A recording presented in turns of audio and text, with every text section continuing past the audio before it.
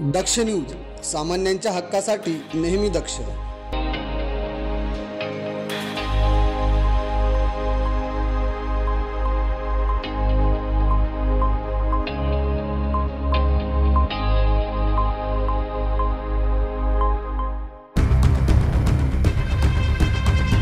30 September रोजी रात्री Chehedi pumping आणि पळसेगाव परिसरात 2 घरफोडीच्या घटना घडल्या होत्या।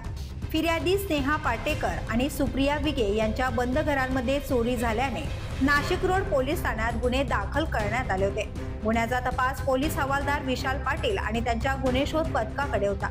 वरिष्ठ अधिकाऱ्यांच्या सूचनेनुसार रात्रीच्या गस्तीत हे पथक सक्रिय होते। या दरम्यान 3 ऑक्टोबर रोजी गस्ती दरम्यान city link bus depot Sinnar Phata परिसरात पथकाला एक संशयित व्यक्ती दिसली। त्याला शिताफीने ताब्यात घेतल्यावर चौकशीत तो सागर दत्तात्रय गरड, वय 33 वर्ष, राहणार कोणार्क नगर आडगाव, हा सराईत अटळ घरफोड्या करणारा गुन्हेगार असल्याचं निष्पन्न झालं। त्याच्याकडून चौकशी केली असता त्याने नाशिक रोड पोलीस ठाण्यातील दोन्ही घरफोड्या गुन्हा क्रमांक 486 आणि 487/2025 केल्याची कबुली दिली।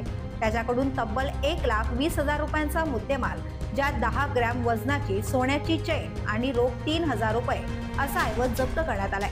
ही उल्लेखनीय कामगिरी पोलीस आयुक्त संदीप कर्णिक, उपायुक्त किशोर काळे आणि सहाय्यक पोलीस आयुक्त डॉक्टर सचिन बारी यांच्या मार्गदर्शनाखाली करण्यात आली आहे। या कारवाईत वरिष्ठ पोलीस निरीक्षक जितेंद्र सपकाळे, गुन्हे निरीक्षक बडेसाहेब नाईकवाडे, सहाय्यक पोलीस निरीक्षक प्रवीण सूर्यवंशी, पोलीस उपनिरीक्षक संदीप पवार यांचे तसेच गुन्हे शोध पथकातील पोलीस हवालदार विशाल पाटील, पोलीस अंमलदार महेंद्र जाधव, सागर आडणे, अरुण गाडेकर, रोहित शिंदे आणि योगेश रानडे यांचे मोलाचे योगदान आहे।